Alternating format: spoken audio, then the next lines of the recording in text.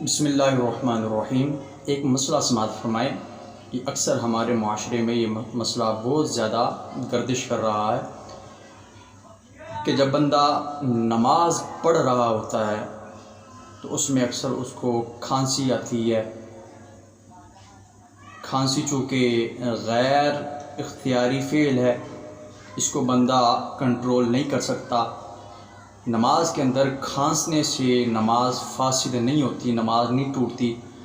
ہاں، اگر بندے کو نماز میں کھنگورا آئے، بلغم کی وجہ سے کھنگورا آ جاتا ہے، یا گلے میں خراش ہوتی ہے اس کی وجہ سے کھنگورا آ جاتا ہے، تو وہ نماز میں کھنگورا لگاتا ہے، اس طرح وہ فعل کرتا ہے تو اس سے نماز فاسد ہو جاتی ہے، نماز ٹوٹ جاتی ہے۔ کیونکہ کھنگورا جو ہے یہ اختیاری فعل ہے، اس کو کنٹرول کیا جا سکتا ہے۔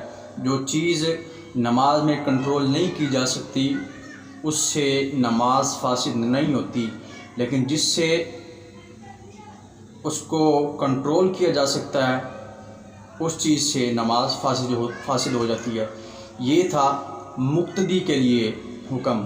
لیکن اگر نماز کے اندر امام وہ خود کھنگورا لگائے، آیا کہ اس سے نماز فاسد ہوتی ہے کہ نہیں؟ تو صاحب ہدایہ آپ لکھتے ہیں کہ نماز کے اندر اگر امام کھنگورا لگائے تو اس سے نماز فاسد نہیں ہوتی۔ اس کی کیا وجہ ہے؟ اس لیے کہ اس نے قرات کرنی ہوتی ہے، تلاوت کرنی ہوتی ہے، اس لیے وہ اپنا گلا صاف کر سکتا ہے، کھنگورا لگا سکتا ہے۔ لیکن اگر امام اکیلا نماز پڑھ رہا ہے تو اس کے لیے بھی یہ حکم نہیں ہوگا۔ اگر امام نماز اکیلا پڑھ رہا ہے تو اس کے لیے بھی یہ حکم ہوگا کہ اگر اس نے نماز میں کھنگورا لگایا تو امام کی بھی نماز فاسد ہو جائے گی۔ تو لہٰذا نماز کے اندر ان چیزوں سے بچتے رہیے تاکہ ہماری نمازیں فاسد نہ ہو سکیں، بلکہ اللہ رب العزت کے ہاں مقبول ہو۔